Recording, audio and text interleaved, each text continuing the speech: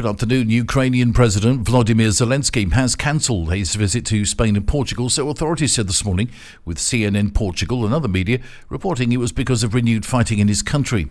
King Felipe had been due to hold a reception for Zelensky on Friday and host a meal in his honour.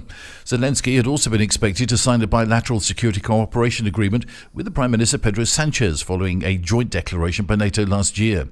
A spokesman for the Portuguese government said the Ukraine president had cancelled the visit but did not give any reason. The Spanish government said it could not comment for security reasons.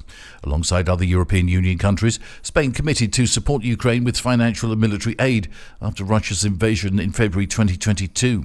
Zelensky's planned visit was due to coincide with an EU pledge of long-term security support for Kiev, according to a draft document.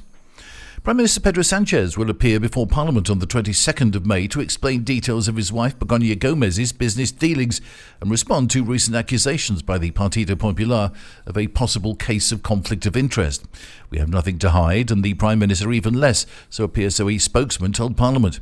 The PP has repeatedly demanded that Sanchez give explanations for Begoña Gómez's business dealings with the Spanish tourism group Globalia and her possible connection to the public bailout of the Spanish airline Air Europa. Spain's debt-to-GDP ratio is expected to drop to 100% by 2027 from 107.7% at the end of last year, so the Economy Minister Carlos Cuerpo told reporters yesterday. He said the ratio between public debt and gross domestic product would, little by little, reach the 100% target by the end of the current four-year legislature. By the end of 2022, debt was equivalent to 111.6% of GDP.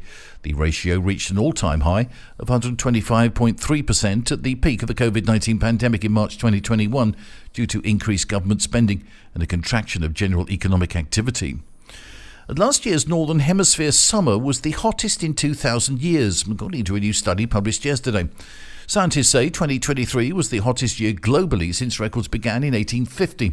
But the study in the journal Nature indicates human-caused climate change pushed northern summer highs well beyond anything seen in 2 millennia, using evidence from the rings of ancient trees.